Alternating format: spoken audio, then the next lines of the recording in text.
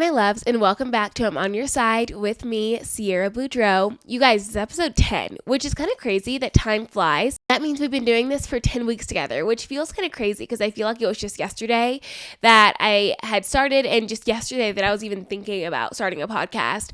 So we've been doing this for 10 weeks, and it's truly just been the joy of my life getting to come here every week and sit down with you guys and talk about whatever we decide to talk about and hearing your feedback and seeing the conversations that it started. I love when you guys listen to an episode and then you DM me after and we talk more in depth about it.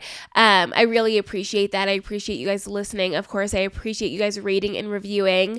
We're doing really well on our rates and reviews right now, and I'm really proud of that. I'm really thankful that you guys would take the time to do that. So if you want to leave a rate and review, I would totally appreciate it. But if not, whatever, do it in your own time, at your own speed. But I wanted to get into what are we doing, where am I going, all of that stuff as we usually start our episode with. First of all, where am I going? April is going to be kind of a busy month. I know it's only mid-March right now, or beginning of March, mid of March, whatever it may be. It's only March right now, but in April, a lot is coming up. We are going to Arizona for a couple of days, and I'm really excited about that. And then we're going to be going to Minnesota to celebrate Alex's niece's first birthday, which I'm really excited about because I haven't met her yet, and I haven't met some of his family that's going to be there, so I'm really excited to spend some time with them. I think it'll be a really quick trip, but that's what's coming up in April, which I'm looking forward to. And then another big trip coming up soon, and I don't really know where yet. We haven't really thought it out yet, but we're going to go somewhere, another big trip. It's been a little bit since we came back from Aruba and got back into routine and winded down, but Alex and I both have a travel bug, and so we're like, where are we going? We need to get somewhere. We need to see some places, especially with the benefits and everything that he has. And while we're young and we don't have any kids and we have a dog sitter that we really like, it makes sense to travel as much as we can now. So that's what's going on in that front. But also, y'all, let's get into this TikTok ban. Okay, as of today, the House has passed the bill that not only bans TikTok is just one factor in it, but the bill allows them to ban any app, any social media site that they deem is a national security risk, which could be anything they deem, right? In my opinion, it sets this kind of terrifying precedent. I think that we don't normally talk about that kind of stuff on here, but obviously I have my career based on TikTok, and a lot of you guys follow me from TikTok, found this podcast through TikTok, so I think that it is well within the topics of this podcast to talk about it. And it's just kind of terrifying in the way that TikTok not only personally has changed my life and allowed me to create a career and start this podcast and leverage TikTok into other things. It's been incredible for me personally, but for small businesses, for other people, for other creators, for people who just want to express themselves in a different way through video format. I mean, TikTok has been incredible for people. And I know, of course, there's downsides. People spend too much time on TikTok. People, become financially irresponsible because of TikTok, because we're seeing everyone buy these things and do these things. And, TikTok does have its downsides, as does any social media app. But I think it's up to us to learn how to be responsible consumers of TikTok or of any content that we find online. But with this TikTok ban going on, so as of today, it passed in the House, and so next it's going to Senate. There's some other things Senate is working on and doing right now, so I don't think it's the top of their priority from what I've been reading and learning.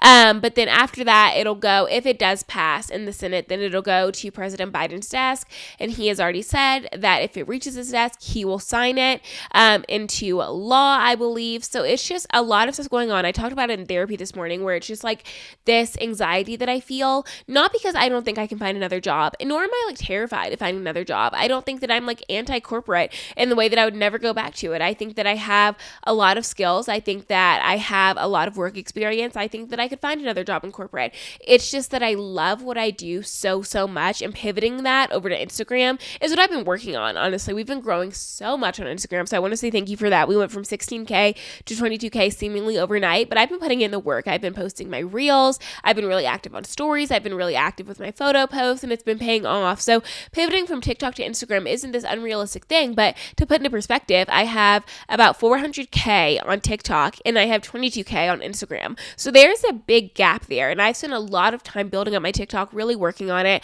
really honing in that craft. And so it's just kind of devastating to think that in 6 months or however long it takes, it could all go away. Unless, of course, TikTok and ByteDance, I believe it's what it's called, the owner of TikTok, agrees to sell it to a U.S. approved company, which I think that I've been seeing conflicting information on that. Half the people are saying they're going to do it because the U.S. is such a big population and a big market. And then I'm hearing half the people saying they're not going to do it and, they have no reason to do it. It's really just a wait and see game. I was talking in therapy this morning about the whole thing and just how I've been feeling really overwhelmed by it because I only found out about this recently, like very, very recently. And then the bill was today. And in part, I'm kind of thankful that I only found out about it recently because I think if I had days and days to wait for this vote and to build up anxiety about this vote, then I don't think that would have been good for me. So finding out about it as recently as I did, going straight into the vote and then that being what it is. And it's one of those things where you just have to take life, by the hands and see where it goes. I think that ultimately, like I said in last week's, you're going to be fine this week. Generally, things work out, right? And that doesn't mean there's not going to be pain involved. That doesn't mean there's not going to be anxiety involved. That doesn't mean there's not going to be stress involved. It just means that generally things do work out. And I have no idea how things are working out for me behind the scenes. I have no idea how things are working out for you behind the scenes, right? But I just hold on to the belief that things are working out. And that's not to say I can't feel my feelings. Of course, I'm still feeling anxiety and stress and, some sadness about what could possibly happen to TikTok and such and so forth. There we go. I do feel those feelings and I'm allowing myself to process those feelings. But at the end of the day, I know that things are going to work out for me as they always have. And it might be a career pivot. It might be a pivot to different platforms. I did start YouTube. I sent my first vlog over to the YouTube editor and I'm so thankful to have a YouTube editor because trying to edit the YouTube videos just wasn't for me. I didn't enjoy doing it. And so I figured, if I don't enjoy doing it, but I do enjoy vlogging, I might as well outsource the part that I don't like, which is the editing. And I'm so excited to see what she comes up with. I'm sure it's going to be a gorgeous vlog. It's a really fun vlog. It's a weekend of my life. It's just me with my friends, with Alex, shopping around, spending some time outside, going to the Avs game, just generally enjoying a weekend in Denver. And so I'm really excited for you to see that. But that's what's going on my end. And I wanted to talk about that. Nothing else too exciting going on around here. I figured though that we would do a Q&A episode for our 10th episode. I just put up a little box on my Instagram that said, any questions, any gossip you want to share, any advice you may need. And I got some really good questions and stuff. So we're going to go through those. And I figured we would just do a little Q&A episode. I think those lead to really great connection with us. I think that we have a really good time when you guys share things that you want to hear and I can respond in a way that I usually do, that is full of warmth and love and just my own experience. And so that is what we're going to get into today. So let's do it. The first question, and I love this question, is how do you build confidence? Which can be a wide range of things. You can build confidence in so many different ways, but I would say that I first became super confident in myself when I was 22. I feel like a lot of my life changed at 22. I was talking to my therapist earlier and she was like, when do you think was a pivotal time in your life? And I was like, when I was 22. That was a life-changing time. And I built confidence in myself through leaving an abusive relationship. That was the main catalyst. I was in this abusive relationship and I decided I don't deserve that. I don't want it. I am better than that. I deserve better love than that. I deserve healthy love. I deserve sustainable love, not only with other people, but with myself. And every day that I was in that relationship was every day that I was kind of falling out of love with myself because I was like, I'm staying here and I don't know why I'm staying. I don't know what to do. And I'm just letting myself be treated in this awful, horrible way. And so I think it was my self-love was going down and then it kind of came back up because I was like, you know what? No, I do deserve better. And then it was just one really big, really strong act of leaving. And then my confidence completely turned around because not only was I not having someone in my ear and my face every day telling me that I was worthless, telling me that I was unlovable, telling me there was something wrong with me, whatever he was coming up with that day. Not only was that going away, but because I wasn't hearing that, I was allowing myself to replace those thoughts and those words from him with kinder thoughts and kinder words for myself and from my therapist and from my friends. I think that when I was in an abusive relationship, I wasn't sharing the truth about the relationship with my friends because I was so afraid that they were going to judge me or shame me or not want to be around me. And so I was just coming across as everything was fine and everything was totally not fine. But I was like, as long as I can pretend it is, as long as I can tell everyone and convince everyone that I made the right decision and they should be proud of me and this is a healthy relationship, then I'm fine to stay in it. But once I left that and I could finally start being honest with my friends and the people in my life about what was going on, we got so much closer and they would speak words of love, words of care, words of warmth over me that I really started to internalize and really started to live with. And I know that, obviously not everyone, I hope most of you guys, I really hope all of you guys are not in in an abusive relationship, but should you be, the first step in building confidence for me was leaving that relationship. I was allowed to completely transform my thought process. I was allowed to completely transform the way that I saw myself because I wasn't having someone in my day-to-day telling me I didn't deserve that. And I started dating. I started dating a lot, and I started dating in a way that it was like, this is for me. I'm going on these dates to see if I like them, not to see if they like me. I was going in there knowing exactly what I wanted out of that date, whether that was like a long-term something, whether that was just another date, whether that was a hookup. I was very clear on what I wanted before I was going out on these dates so that I couldn't be swayed based off of what they want. It's like the age-old thing where somebody's like, what are you looking for? And you're like, oh, and you tell them, and then they pair it back to you what you said you were looking for because they want to match you.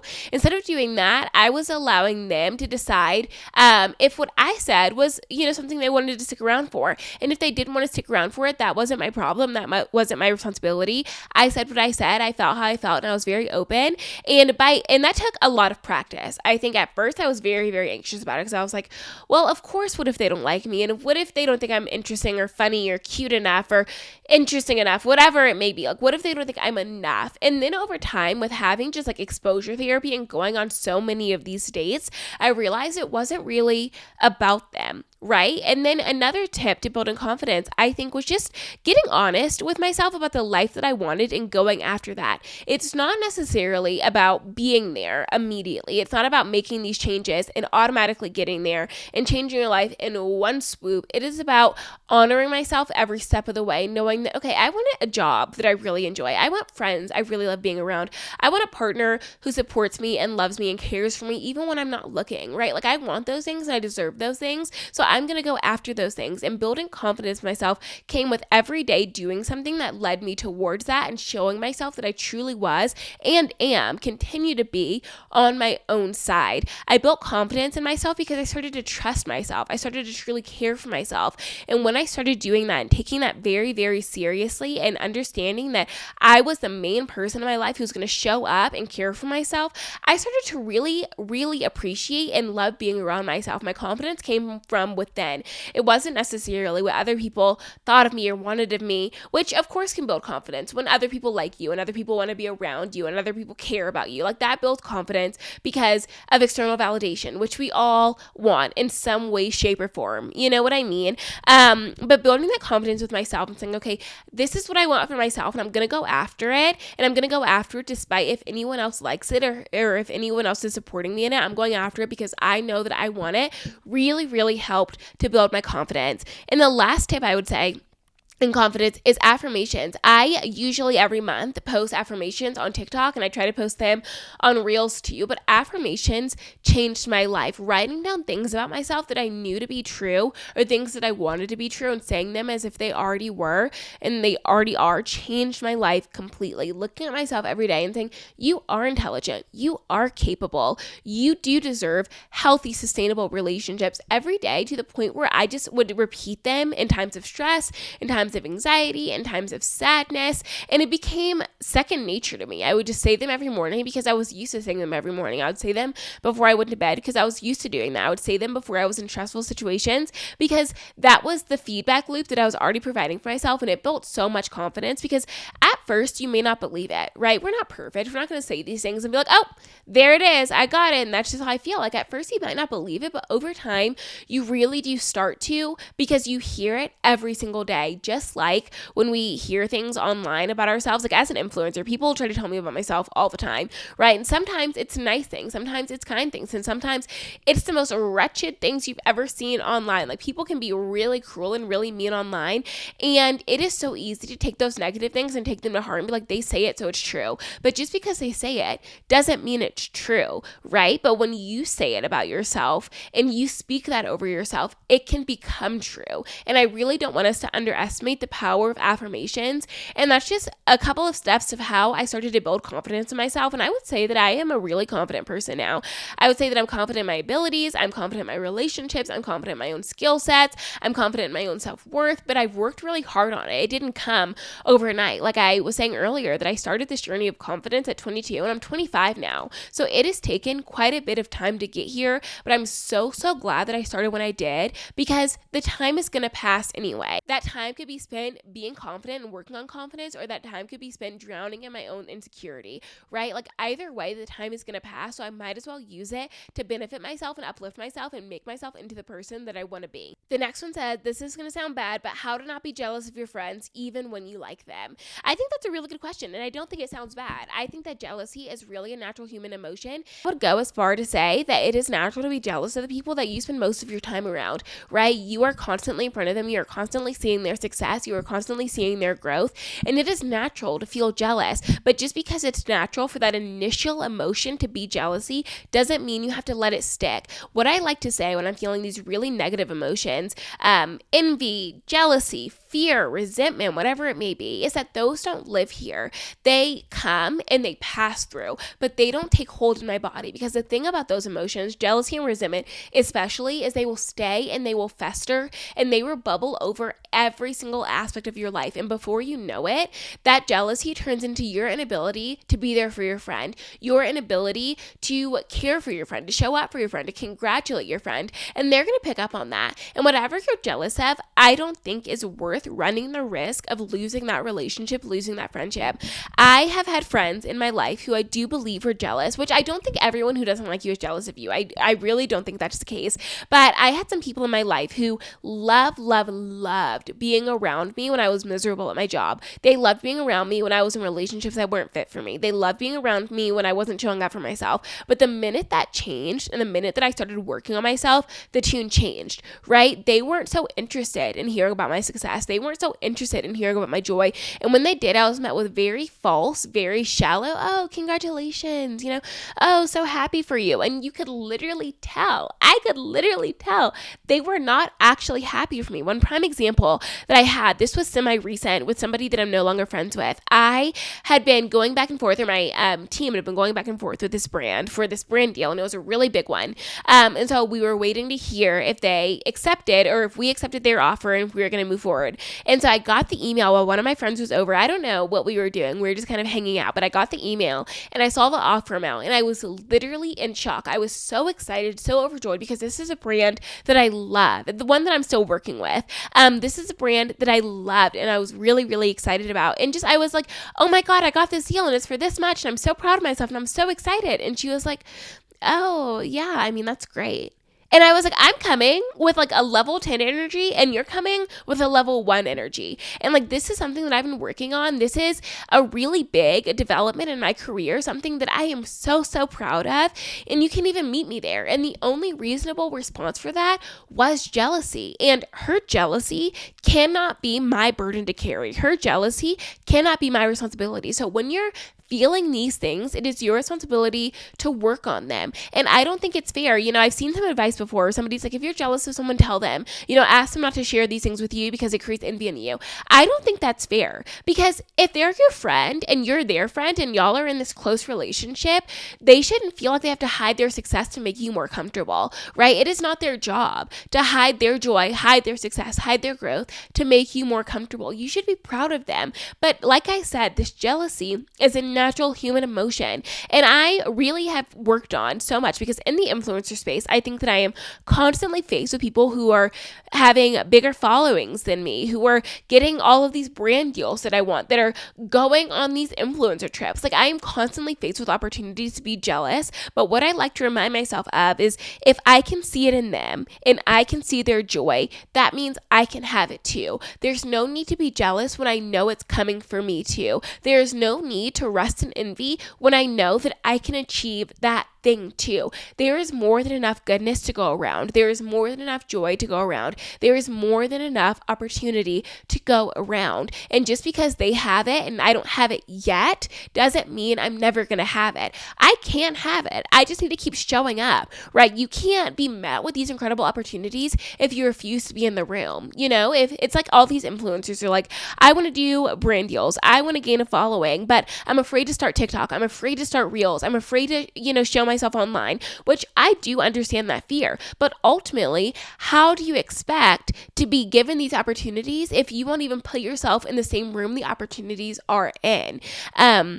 But I hope that helps when it comes down to jealousy and envy. You can love people all day long and still feel jealous of them. But like I said, if you can see it in other people and you can attract those people that these good things are happening to, that means it's coming for you too. The universe isn't dangling other people's joy in front of your face and saying, haha, look what they have that you don't have. That is not the thing. If you are looking around and all of your friends are so successful, that means the universe believes and is leading you to success. You attract the people that you are similar to down to your core. If you're around successful people, joyful people, loving people, that means that's because that's who you are. These people who are successful and joyful and loving do not want to be around people who don't, right? They want people in their circle who uplift them and see them for who they are and can encourage them to do better. They want you in their life because they see that in you too. So it is time for you to realize that and grow into that person who's not only jealous or not jealous really at all, but someone who is on their level, because you absolutely can get there. You just have to keep showing up. This next question says, how do you not feel behind in your 20s? And I love this question because I think that's something that a lot of us in our 20s really struggle with, especially in your early 20s. Because I think when you're in your early 20s, I'm not sure how old this original question asker is, but I would assume somewhere in their 20s. Especially in your early 20s, I think so you're graduating college and some of your friends have these incredible jobs lined up in these incredible cities. Some of your friends are moving to New York to work in the fashion industry or whatever industry. Like some are really cool, some are really exciting. Some of your friends don't have any jobs lined up and so they're moving back in with their parents. Some of your friends, or maybe you, have this job that's lined up and it's like, okay, I'll do it for now, but I don't want to do it forever. Like you are all in such different places when you graduate college, and it is really, really easy to start to feel behind because some people are starting in these really, really great places and you feel like you're not starting anywhere great at all. But I have to remind you that everything is coming to you in the right time, right? Because sometimes you're just simply not ready for that thing that you really want. For example, I think I started influencing post-college, but I think that if I started really doing what I'm doing now in college, I would not have been ready for it. I have had to establish a really, really thick skin, and I didn't have that in college. I think that being on social media and constantly putting myself out there would have put me in a really bad mental space because I wasn't ready for it yet. I didn't have the tools. I didn't have the self-advocacy. I didn't have the experience that I have now to be prepared for that. And I think that I wanted it so bad in college, right? I was like, I want to be an influencer. I want to be doing all of these things. If I had their following, this is what I do with it. And I dreamed of it and I almost like craved it, right? But I wasn't ready for it. And so I have to remind myself that I'm not behind. Everything is coming to me in the time that it's supposed to come to me, not a minute early, not a minute late, right when it's meant to. And what I also remind myself of is that when things aren't coming exactly when you want them to be coming, that gives me the room to change my mind, which is a really beautiful thing. Because when you're allowed to change your mind, you're allowed to make decisions that feel good for who you are right now, and you don't necessarily feel stuck. Because imagine you get this thing that you really, really thought you wanted, that you've been working hard for, and you get there, and because it comes so quickly, and you get there and you're like, oh wait, this actually isn't what I want, but you don't really feel like you have the room to change your mind. You don't feel like you have the space to change your mind. I mean, there's been tons of people who have said, like, I went to med school or I went to grad school or whatever it may be, and I got it on the first try, then I got there and realized I didn't like it, but I feel like I can't change my mind because I'm already here and I've invested so much money, which is really a very real thing. When you've invested so much money and time to something, it feels like, oh, well, I might as well. And it's easy to say, okay, well, you can just change your mind. Like, you don't actually have to do it. You can quit. But like, when you've invested $100,000, it doesn't always make sense to just quit, right? Like, sometimes you have to see it through because you already invested so much of your time and your energy. And think about all the times that you haven't had to do that because you didn't get what you thought you wanted the first time around. When you applied to grad school and you didn't get in, and then 2 years later you realized, oh my God, I'm so thankful I didn't get into that grad school because I've completely pivoted and now I don't have more student debt. I don't have more of my time given away to something that I don't really want my time given away to. And it's really easy to look online and see the highlight reel of everything. It looks like online. Everyone lives in a great apartment or a great house. Everyone has this great boyfriend or this great marriage. Everyone has perfect kids who sleep through the night. Everyone has everything online. But that is not necessarily the reality. And reminding yourself that being online and seeing things online is a form of art expression. Like, seeing things online and people posting these really beautiful vlogs, people posting these really great day in my lives, what I eat in a day, whatever it may be, where you feel like that creates a lot of of room for comparison, that is an art form. And that is often people's jobs. It is their job to make things look really pretty and really curated that way. And just because they're getting paid to do it doesn't mean you need to do it, because you have other responsibilities. You have other things that you're focusing on, other things that you're worried about, other things that you're doing that they're not doing, and vice versa, right? Comparing yourself to what other people have will only get you so far. And your 20s are a time to change your mind. Your 20s are a time to try new things. Your 20s are a time to explore. And what a marvelous time we have. 10 years where we get to figure out who we are, figure out who we want to be, and change our minds 1,000,001 times if we want to do that. We're not at all behind. We are right where we need to be for right this very moment. And if you want to do something else, do something else. Or if you want to stay the same, right? Everyone else is on their own path. Everyone else is doing what they're meant to be doing. And just because they're doing it doesn't mean you should be doing it too. This one says, when was the first moment as an adult where you realized this is life and I'm so happy? I love this question. I don't know if it was the first time. It wasn't the first time. I think I've had plenty of moments in this in my life. But one that really stands out to me, I just moved into this apartment. And this apartment is like my dream apartment. I only have one problem with it, and it's that we don't have a full-size fridge. We have like an apartment-size fridge, which is crazy to me because technically 4 people could live in this apartment, 2 in each bedroom. It's a 2-bedroom. So me and Alex could live there in 1 bedroom, and then another couple or just one other person could live in this bedroom if they wanted to. That's not what we're using it for. We're using it for a bedroom and an office, and it works out perfectly for us. But like if 4 people lived in this apartment, it'd be impossible to like not have a full-size fridge, and our kitchen is kind of small, like our storage space. The actual cooking area is fine. I'm not complaining. I didn't mean to go down this rabbit hole of complaining about my kitchen. I love this apartment. But when I first moved in, or let me give you a little backstory. So when I first moved to Denver, I lived in Aurora, which is like far from everything. All of my friends lived either downtown or around downtown. So I'd go out with them, and then my Ubers home were $75, $80, sometimes y'all $100, which is crazy to be going from downtown to Aurora for $100. And like, I was not in the place to be spending $100 on an Uber when I first moved here, nor do I want to be spending $100 on an Uber now. I think that is so silly and so frivolous. Anyway, I was living in Aurora, but I used to work out at this gym. And I really, really liked it. And I would drive to this gym every day or every couple of days when I would do my workout there. And there was an apartment by it. And I was like, that's the one. I want to live in that apartment. And I looked it up online and I saw their rent prices. And I knew I kind of wanted a 2-bedroom because the 1-bedrooms are kind of small when you get closer to downtown. And I just like couldn't afford a 2-bedroom at the time. And I was like, okay, but you know what? One day I'm going to be able to afford that 2-bedroom. By the end of this lease that I currently live in, I'm going to be able to afford that 2-bedroom and I'm going to move in there. Flash forward, it happens. I come back to this apartment, I do a tour. She tells me how much rent is and with like everything added in. And I was like, oh my God, I can afford that. So I moved in. And I loved it from the moment I stepped into it. And I remember it was, I think, my first night here and stuff was just like everywhere. But I was looking out my window. I had these gorgeous windows in the living room. I was looking at my window and it was dark, but you can kind of like see the moon. And I was like, oh my God, I did it. Like I said I was going to do something. I said that I was going to work for something and I freaking did it. This was before Alex moved in. So I was just living here by myself. Like I could afford this place by myself. And I was just looking around and I was like, oh, I'm so happy, not because of this like material thing or this nice apartment, but because I said I was going to do something and I set out to do it. And I proved to myself that when I really want something, I'm going to find a way to get it. And I was just so full of joy and gratitude that I made it here. And still to this day, I love this apartment. I just signed another lease. Alex and I live together now, so it's our apartment. But when it was just my apartment, I had so much pride in it and so much joy. And I still have pride and joy in it. I think it's an incredible apartment. An incredible place to live. And of course now Alex and I split rent, which is like an added bonus. But for, those months that I was living by myself here, I was so full of joy. And I was like, I'm an adult and I can afford this by myself. And I said I was going to do something by myself. And so I did it. And that was just a moment that comes to mind when I think about that. I have a work crush and I low-key feel it might be mutual. Do I do something or just keep it flirty?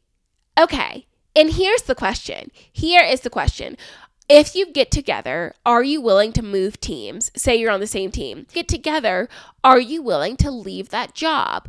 If the answer is no, I say don't do it, because I don't know many companies that'll let you date within, they'll let you date within the company, but they often won't let you date within the same team. And I'm just assuming if this person is someone that you're seeing often enough to establish a work crush with, they're probably working either very, very closely with your team or on your team.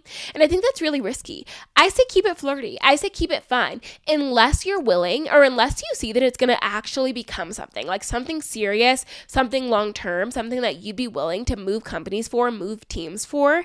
If not, I say don't do it. And also, like, it's fun to have a little lighthearted work crush, to, go into work every day and see this person and just feel a little like butterfly, a little excitement, a little joy. I think that's so fun. And when you actually start dating that person and you see who they are outside of work, because I assume you haven't spent a lot of time with this person outside of work, they could be entirely different outside of work. They could be entirely different when they're actually in a relationship. Some people are great friends and not great in relationships, right? That's like when somebody's like, I'm talking to this guy and he treated me awfully and, whatever, blah, blah, blah. And then somebody's like, well, that's my friend and they're a great friend. And it's like, okay, yeah, they might be a great friend, but in relationship, they are actually the shittiest person I know. You know what I mean? Like, sometimes you have different experiences with people based off of the different types of relationships that you're in with them.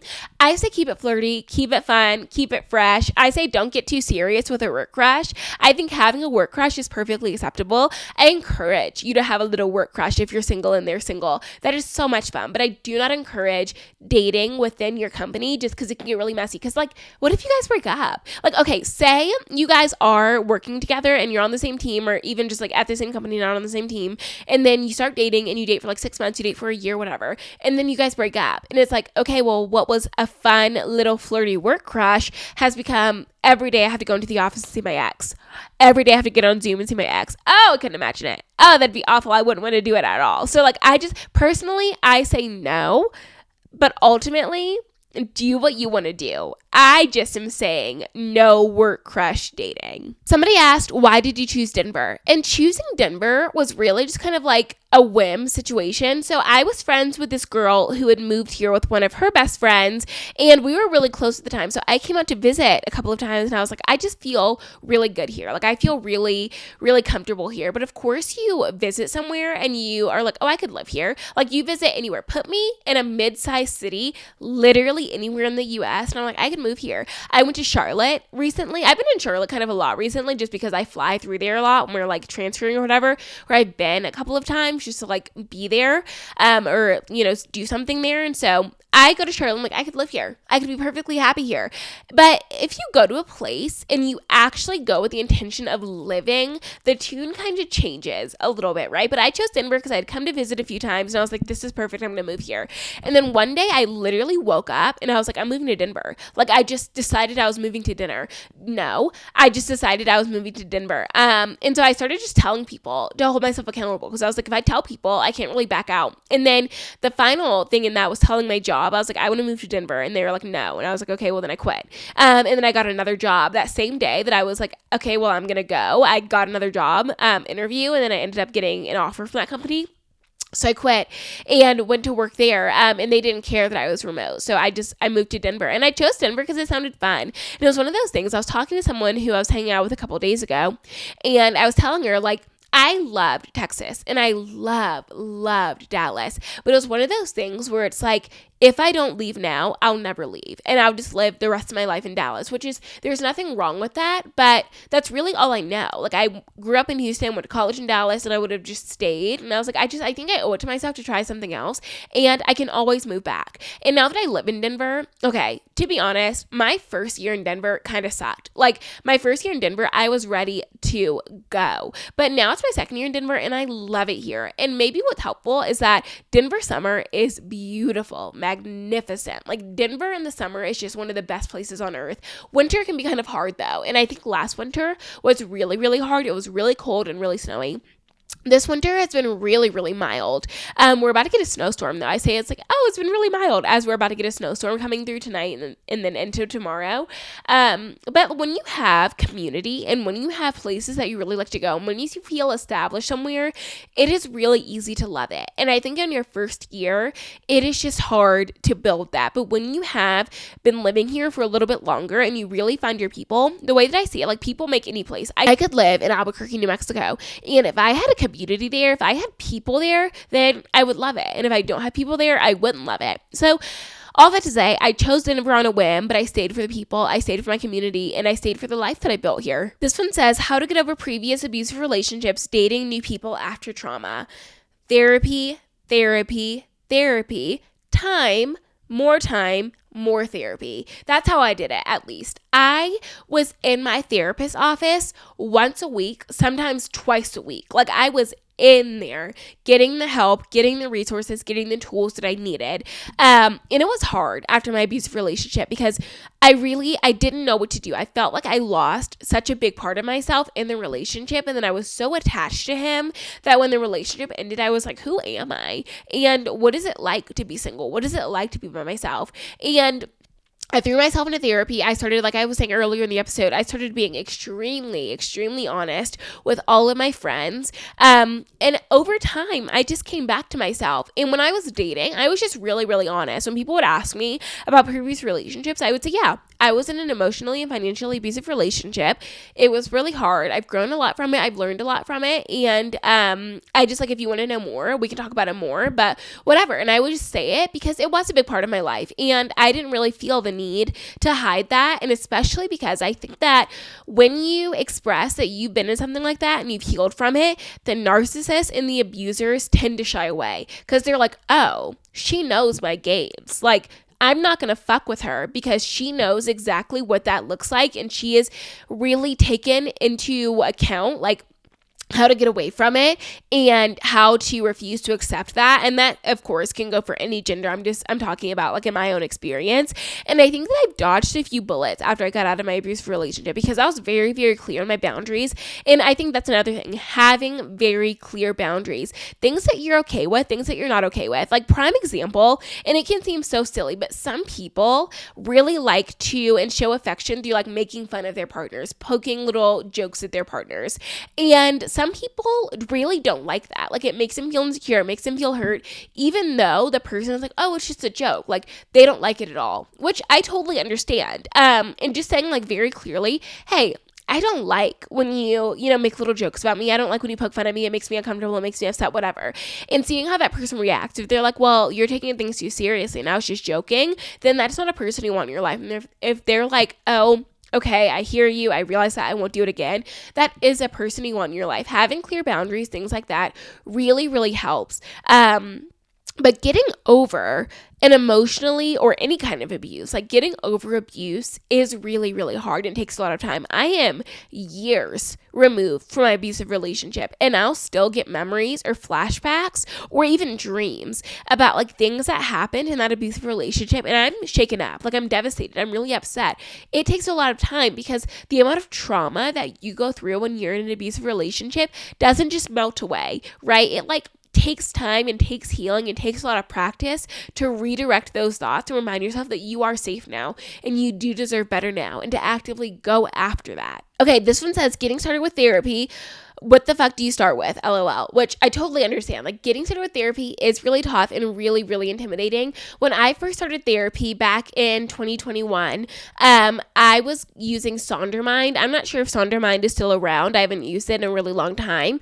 But Sondermind allowed me to find therapists who were also on that network, where I could put in my insurance, I could put in my location, I could put in if I prefer telehealth or in person, I could put in, like, the times that I wanted to see a therapist, and they would match me with someone. And then I would do an intro call with them, and that would be like a 10-15 minute call, whatever, to see if we're compatible, and then we would do our session. The intro calls were free, which I really, really appreciate. And I think even now, if you find a therapist on, like, Psychology Today, that intro calls typically should be free. But also referrals. If you have friends who are also in therapy, if they're comfortable with sharing their therapist. I would even go with like acquaintances or people that you're not super close with. If they are online talking about their therapist, I don't think it's weird at all to be like, hey, I'm looking for a therapist. I would love a referral if you're open to sharing a therapist or if you're open to it at all. One of the people that I'm not like close friends with by any means, but we go to the same spin studio. I was talking about a therapy session and she was like asking about how I found one. I was like, I'm happy to refer my therapist to you if you want that. And she was like, absolutely. So I'm not sure if they're going to like actually see each other or when they're going to do their intro call or anything. That's really none of my business. I'm like referring her so that she can have her own therapeutic relationship with my therapist, and it has nothing to do with me. I am all about sharing a therapist. I found my therapist through someone that I was friends with. So like, it kind of goes that way. So don't be afraid of a referral. But starting with therapy, I think the most important thing is to not settle for a therapist. You can go through 5 different therapists before you find the one that really works for you, because therapy is only helpful if you're with someone that you feel connected to, someone that understands you, someone that sees you deeply. Therapy is not helpful if you find yourself sugarcoating things or covering things up or even lying to your therapist because you're not comfortable with them. Therapy, I think, is really a place where you should be your utmost absolute self. And if you feel like you can't do that with your therapist, find someone new. That said, I completely understand that takes a lot of time and a lot of energy and sometimes a lot of money. Like finding a therapist can feel really, really expensive. So I urge you to be really honest about what you're looking for in that intake call or in that first intro call to see if you guys match. And also go in with a list. This is what I want from my therapist. These are things that I expect. Like I want somebody who is really brutally honest with me.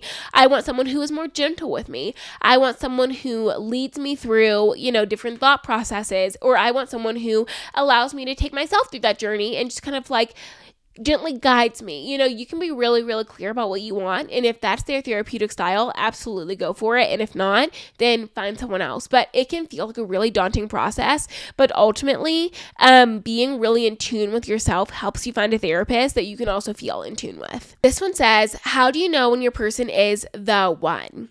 Okay. I don't know that I believe in the one. I think that you can fall in love with and build a life with multiple people. But I think at some point you decide who you are and you decide what kind of life you want to live, and you find someone that's compatible with that. And when you're in love with someone and you really, really see a life with them, you are going to do anything to make that relationship work. You are going to show up. You are going to try. You are going to apologize. You are going to grow, and you're going to try your best to grow with them. And I think that's how you figure out someone is your one, not the one. Like, for example, Alex is my one, and there could be many different people that I could have built a life with and fallen in love with and had children with, gotten married to, but I choose Alex because being in a relationship is a choice. Every day you're not going to wake up just like overwhelmingly in love. Like, oh my God, I would do anything for him. I would cross the sea for him. I would build mountains for him. He is the love of my life and I would die without him. Like, you're not going to feel that way every day. Sometimes your partner is going to piss you the fuck off respectfully. Like, sometimes that's going to happen, but you decide even on days like that, I choose you. I choose to love you in your best days and in your worst days. I choose to love you when you're being super patient and when you're being short fused. Like, I choose to love you no matter what the days look like because I have chosen to be with you and I've chosen to build a life with you. I think compatibility is really, really important. And it's really important that you guys decide you want your lives to look similar. For example, if one partner wants to travel around and never really wants to buy property and never wants to have kids, and you want to own a home in the suburbs and you want to have 3 kids and you want to send them to private school, like, those lives are incompatible. And no matter how in love you may feel, no matter how passionate you may feel, it doesn't really matter if you two aren't compatible in the lives that you want to live. And I think when you find someone that you really are compatible with and you love them and you're willing to do the work, that's when you find out that someone is your one. But I don't think it's just like overnight feeling either. I think some people claim, when you know, and one day they just woke up and they were like, this is my person. I think that over the past 2 years, I have learned that Alex is the person I want to spend my life with. It wasn't this magical revelation one day that I just woke up and I was like, oh, Yes, figured it out. That's him. It was like we were having these conversations and building our lives individually and together. And I realized this is the person I want to be with. This is the person I want to spend my life with. And this is the person that I'm choosing to be happy with.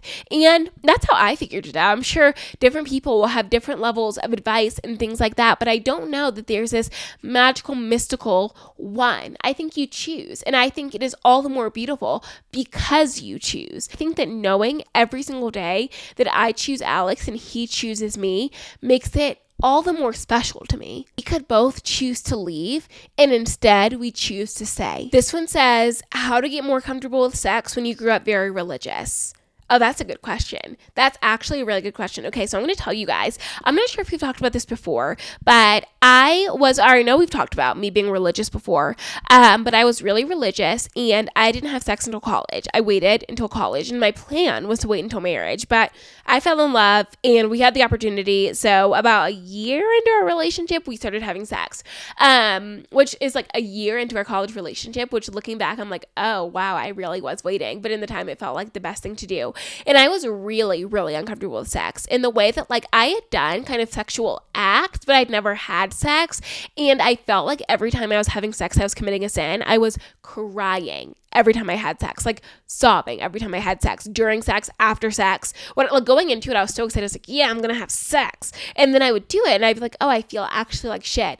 And it took a long time for me to realize that me wanting to experience sex with somebody that I love, me wanting to experience pleasurable sex with somebody that I love, or even someone that I don't love, me just wanting to have sex because it's a desire that I have and it's a natural thing my body wants to do, doesn't make me bad. It doesn't make me shameful. I think that in the church, we are told like we are supposed to protect our purity for our husbands and we are supposed to be, these pristine women for our husbands. And it's like, okay, what if I don't want to be something for my husband right now? What if I want to be something for me? What if I want to have sex because I enjoy having sex? What if I want to have sex because it's just a natural thing to do? What if I want to have sex just because I want to? That doesn't make me bad. That doesn't make me sinful. That doesn't make me terrible. And maybe, in the Christian realm and other religions, it is a sin. So sure, maybe it makes me sinful in other people's eyes. But in my eyes, that is not my main priority, is to be as pristine and virginous and demure as I possibly can. If I want to go out and have sex, I'm going to have sex. But it took a long time for me to get there. And what really helped, we're gonna get into it. What really helped was masturbation, allowing myself to be comfortable with my own body and allowing myself to get comfortable with the act of sexuality by myself allowed me to do that more so with sexual partners that I wanted to have.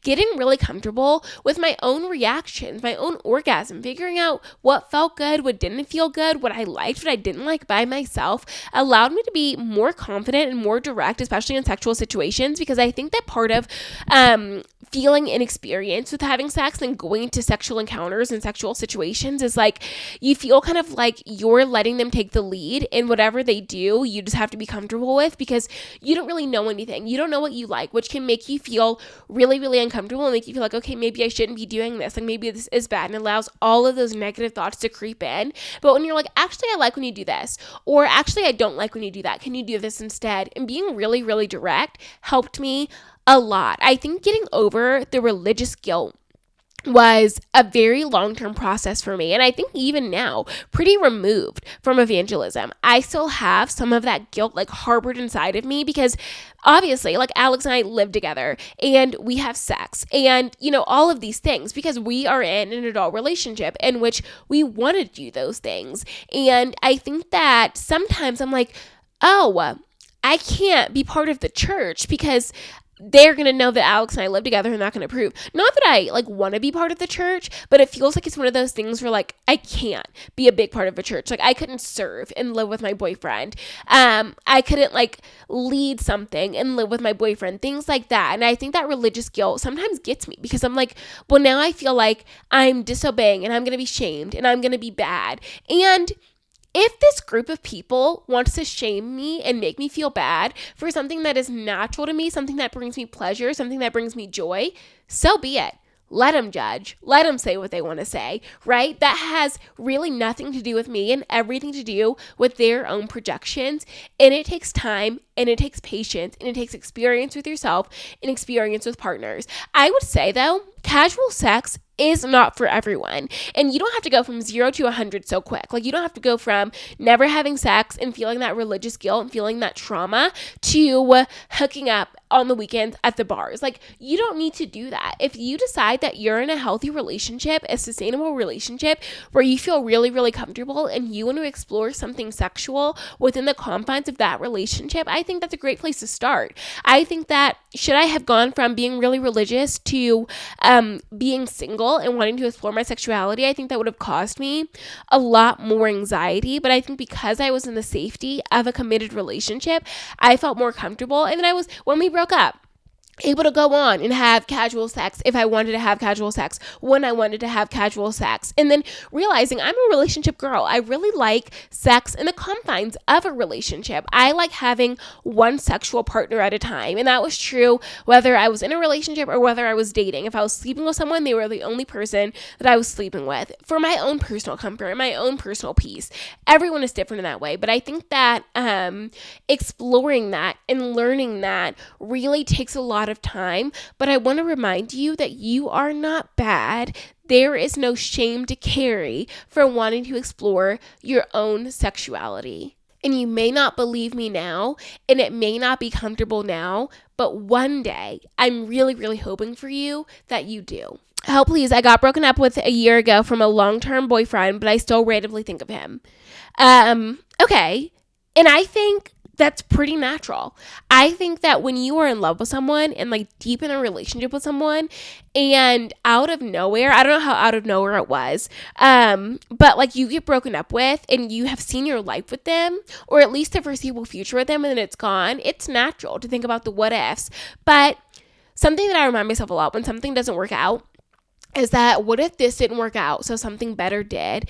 And almost always something better works out. And when you meet the next person, the person that you're going to fall in love with, maybe the person you're going to be with, if that's what you want to do, if you want to get married, maybe whatever, or if you just want to be in a long-term relationship, like when you meet your next person and it feels right, you're going to one day say, thank God that didn't work out, so this thing does. I don't think it's bad to think of him sometimes. I don't think it's bad.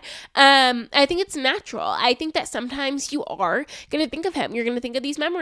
A song is going to come on, or you're going to drive by a place and that memory is going to pop up. But it's one of those things where like that doesn't have to live in you, that can pass through you. You think, okay, and then he comes into mind and you're like, I wish him the best, and you move on.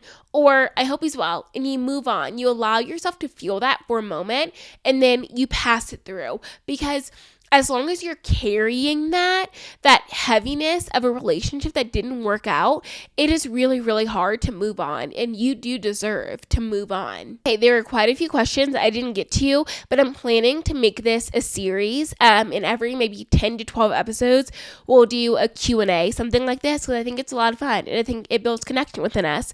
But that's it for today's episode. I'm so glad that you guys tuned in. Like I said at the beginning, if you want to rate and review, I would really, really appreciate it. And I appreciate that you guys tune in week in and week out. You're going to be fine this week. It's going to be up on TikTok and Instagram Reels on Sunday. Usually I post it on TikTok Sunday around 5 p.m. and then on Reels the next morning. That's just kind of like been my little routine. So you're going to see that online if you want to scroll back and find it, or if you want to listen to it later in the day, depending on when you're listening to this. But thank you so much for tuning in, and we will talk next week. I love you so much, and I'm on your side.